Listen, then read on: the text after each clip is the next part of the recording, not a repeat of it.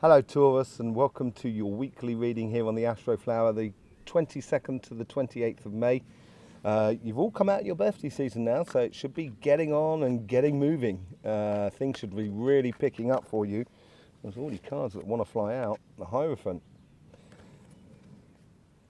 What you know and what you've learned, you should be sort of professing to the people around you. By the way, look at, we're in such a lovely environment here. We're going to be trying to involve, I've been speaking to the birds and the trees and the bees. And, we're trying to involve them this time around. So this is all about universal learning, apparently, for you, that you've got to express, I think.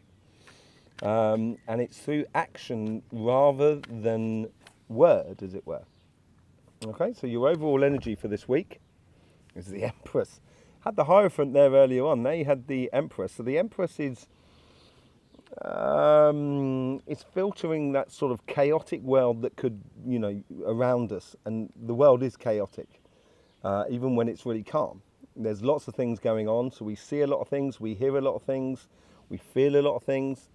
And because the Empress has a control, sort of an emotional control over their being, she can filter in all of these things into one message, into one direction, into one understanding. And this is the Empress has got this sort of capacity to do that, to, have control over their lives. So this seems to be the overall energy. What's on your relationship side?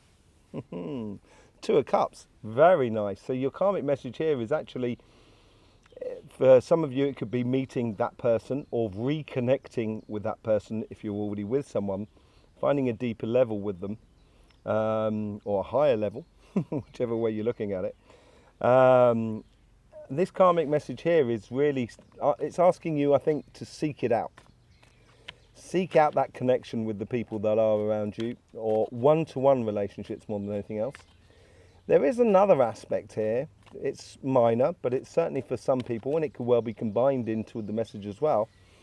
Connecting yourself to your higher self as well. So enjoying life sociably, in relationships and emotional wise in the world around you, because with that Two of Cups, it is unifying the two aspects of your side, basically.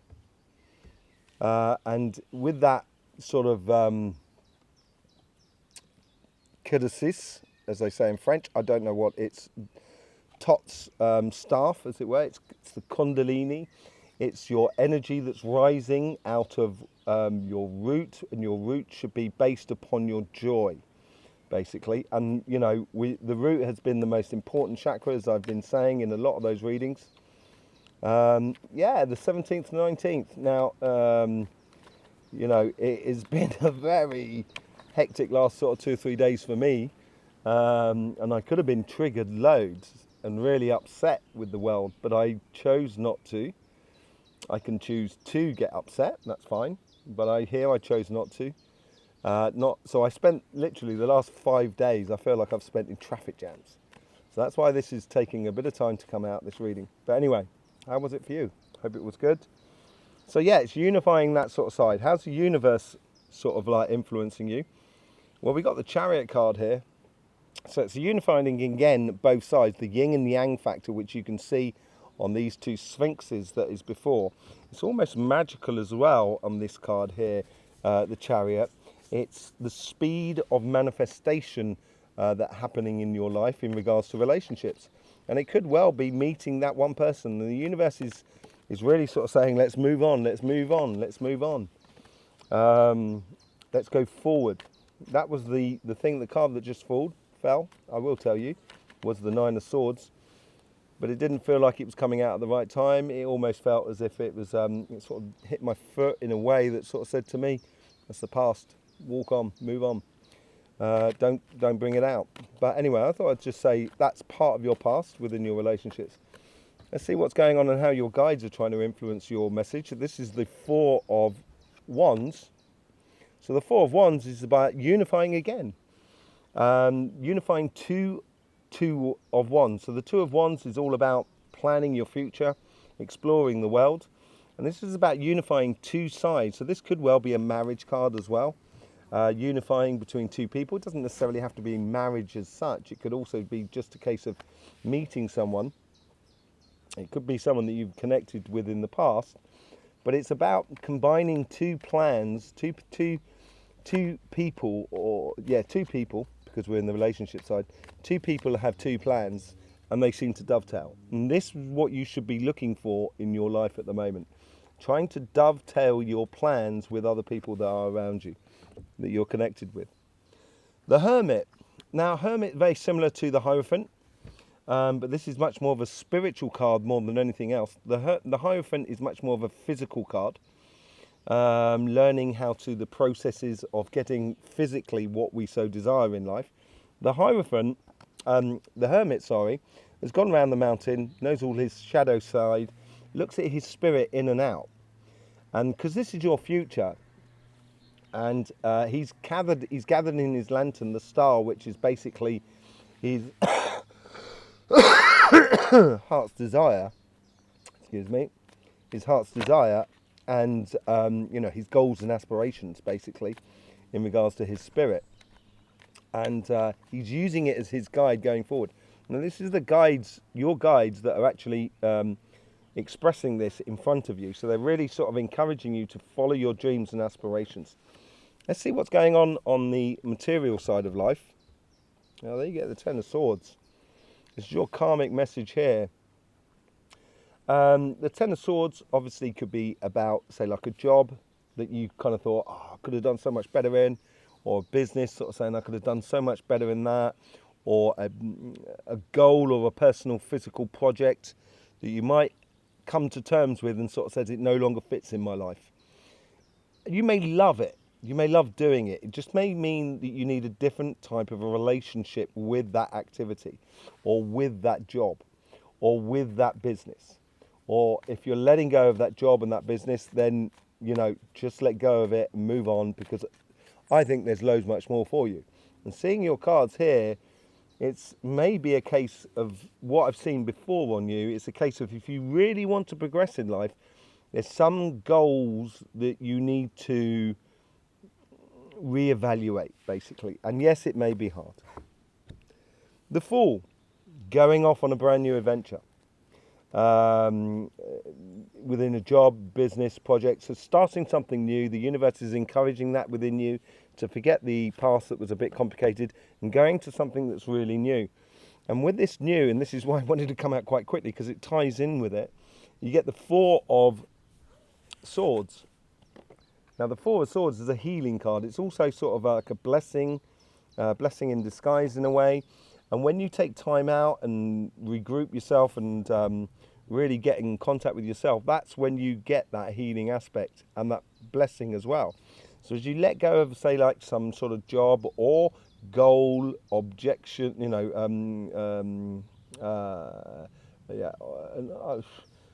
goal of or on object. It's not an object, is it? Things that you so desire. Can't get the word out of my head at the moment. I can see it there, but I can't get it out. So obviously that's not the word I should be using. So objectives, that's the word that's coming out. So, once you sort of, be a little bit easier on yourself in certain aspects of life, the things that you've been trying, and this is what I've been seeing in your cards as well, the things that you've been trying over the past, it could even be sort of 6 months, you're going to need to give it time and effort. And you're going to need to take that leap of faith. It may mean like you've started a business and now you want to take it to the next level. And in order to do that, you're going to have to reevaluate some things that may be painful to give up, but it will be beneficial for you to do that in order to open the doors to a lot more. And I've seen that in your cards that you've been doing a lot. So the Queen of Cups here, with your vibrant energy, Taurus, because that's what you do have, that vibrant energy with you. You can radiate that journey, that sort of leap of faith in a way of going and starting on something. It's going to give you, and it could be something that, you, as I say, you've been doing already, like a business that you've done already, that you could be taking to the next level. It's going on that journey. It's putting a refresh, reboot into that journey. And that could well be the fact that you've come out of your birthday season. If you look at the Astroflower rhythms, that's very, very important to allocate the time before your birthday to equate what you want to be doing in the coming year. And then once your birthday is through, within the week after it, that's when you start putting them into place, physically start doing them, and putting those objectives in your front line, which is all to do with the Hermit. And the Queen here, she's radiating that passion that you do have within you, which is enormous, Taurus. And you're heading towards the King of Pentacles. King of Pentacles is your cards. Basically, you're heading towards you. You're being you. It ties beautifully in with the Empress card. The King of Pentacles is basically security and I'd like to say power, but it doesn't necessarily mean power. It's holding wealth, as it were, as power. And it's a wealth of understanding, which is the King of Pentacles.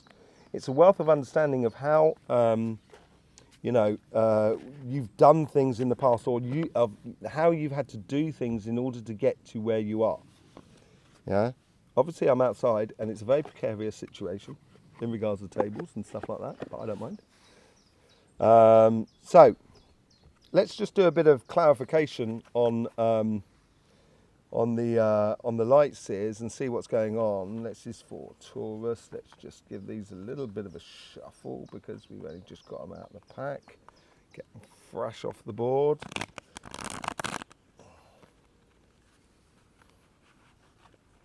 There we go. Right.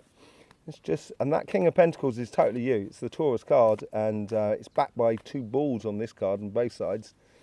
And it's also a symbol of family, security of family, of, connecting with that sort of like that relationship side of you. Let's just see what's going on with the Empress card. Well, the Empress, you get death and rebirth. So this is basically you, the energy that is coming through you, which is the start of your new year. Welcome to 2023, Taurus. 2023 starts for you now. For the Earth, it starts on the 21st of December, on the solstice for the Northern Hemisphere. And in theory, it starts on the summer solstice for the Southern Hemisphere. But it gets a bit complicated. So I've just based it upon the Northern Hemisphere, really, at the moment, for practicality reasons. But this is all about starting afresh, a new journey, in a way, with a journey within a journey. It's like a stage in a journey, okay? With the Two of Cups, you get the Eight of Swords. So I think this is moving on, not necessarily being stuck in the emotions of the past, about how any relationships went in the past. And this is where you've got to enact that learning process that you've done with the Hermit card. It's freeing yourself up. I think love will free you up. The Magician, you're manifesting. So this is what did I say about the Chariot card? I said Chariot card is the speed of the manifestation in which you do your life. And manifesting these connections with other people is within your grasp if you so choose. So you're in a luxurious position where you can connect with the people you really need to connect to emotionally for you. And as you do connect with them, that's going to bring you to that Four of Wands, which is all about the unification of two people, all right? Two people into one project. Look what you get. You get the Lovers card. So it could well be finding your love. It's quite amazing, Taurus, and you're manifesting it, and you're manifesting it quickly. With the Hermit card, you get the Ace of Swords. This is a lovely card as well to have with the Hermit card. Because the Hermit is a very slow, methodical learning card, or a card that has learned a lot about oneself, so you take time rather than sort of react too quickly. The Ace of Swords is also about, this is the other side of it, is that quick mental agility. So you don't necessarily have to be physically mentally with other people. You need to be mentally engaged. And it's going to bring out new possibilities, new love maybe that is coming into you, because this is what you're looking for. And if you are looking for it, it looks like you're manifesting it. I'm not 100% sure it's this week. We'll see what comes out in the King of Pentacles, but if you get into this mode of manifesting what you want in the way of relationships around you, it's going to come in very quickly, whatever it is. with the Ten of Swords, you get the Sun, happiness. And I think this is a case here of letting go of something that is it may have brought you enormous amounts of happiness. And it might be painful to get, let go of it. And this could be like, building a house. You may not, just kind of say, well, I'm going to put it off till next year. So you don't have to put it off eternally. You just kind of sort of saying, I can't find that bit of land that corresponds to me. I'm going to put it off to next year. But whatever it is letting go of it in order for your happiness to come out within your material world. With the Fool card, you get the Six of Pentacles. So the Six of Pentacles is wisely investing your time, effort and energy into things. And this is what I'm saying here about the Ten of Swords. Let going of something will allow you to focus a lot more clearly on the important things in life, within your financial life as well. The Chariot wanted to jump out there as well. That was quite mad. So yeah, the moment you start doing that, obviously it's going to bring you some real good blessings. And step you up a lot, make things go a lot quicker for you, and it's going to give you that healing. So that healing comes in from, excuse me, yes, can I help you? Thank you.